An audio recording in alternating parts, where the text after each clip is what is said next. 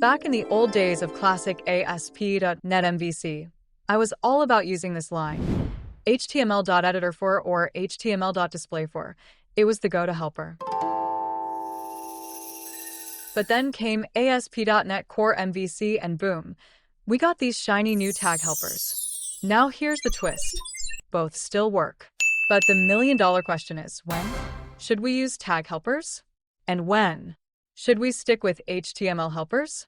First, let's see why tag helpers are awesome. Tag helpers actually look like real HTML. That means your front-end and back-end developers can collaborate without fighting over syntax.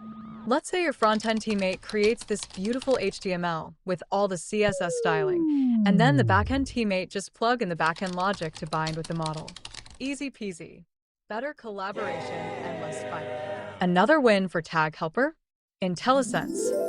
When you're using tag helpers and type class equals form dash, Visual Studio will suggest the class name.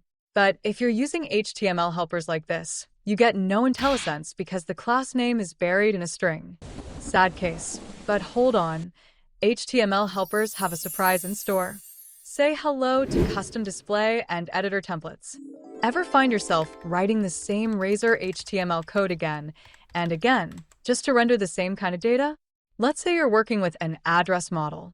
Every time, you need to show the street, postal code, city, state, and country.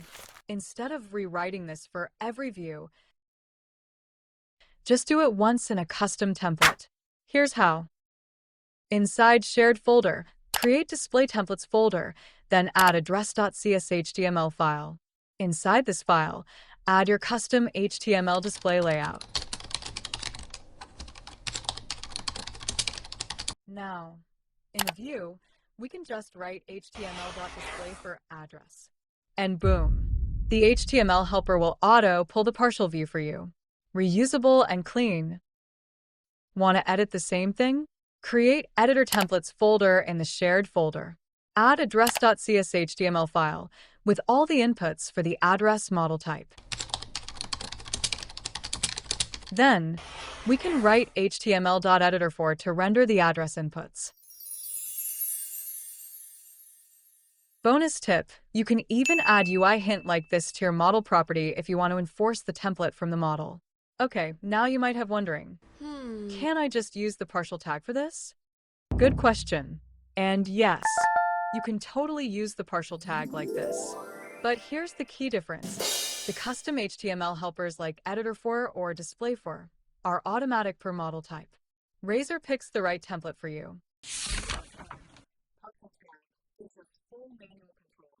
Like we can pass additional view data or override model when using the partial tag. So auto template magic by specific model type. Use partial when you want full control over every pixel, including passing view data and overriding the model. That's the beauty of coding. There are many ways to achieve the same thing. It's not a must to use one method. It's about what fits your scenario best. Okay. We talked about tag helpers, HTML helpers, display templates, editor templates, and partials. But wait, there's another cool trick you can use to keep your Razor views super clean. Create a public static method that returns IHtmlContent. Think of it like making your own mini helper method that renders custom HTML from the backend. Let's say you want to highlight the status of something, like a badge that shows active or inactive. You can create a static method like this.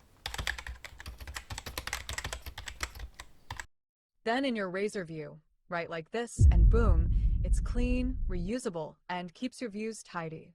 You can use this trick for status badges, custom buttons, custom mini component style layouts. The good thing of this method is that it works great when you want to mix C# logic while rendering custom HTML. You can do all your conditions, loops, or formatting in pure C# without messing up your Razor view. But there's one drawback. Since you're writing HTML as a string inside C#, you won't get any IntelliSense or HTML validation. Typos? Oops. Broken layout? You will only know until runtime. So yeah, awesome for simple, reusable snippets with logic, but maybe avoid it for super large, complex layouts. So, should you use tag helpers or HTML helpers? or maybe partial, or static HTML generators. Here's a short summary. Use tag helpers for a modern, intuitive syntax that plays well with front-end code. Use HTML helpers when you want to plug into display or editor templates. Use partials for manual control and flexibility, especially when passing additional data. And use static HTML generator for reusable backend powered snippets. In the end, there's no one-size-fits-all answer. It's all about picking the right tool for the job, and sometimes mixing and matching works best. And hey, if you find this video helpful, give this video a thumbs up, subscribe for more, and share it with your developer buddies. Thank you so much for hanging out, and as always, happy coding!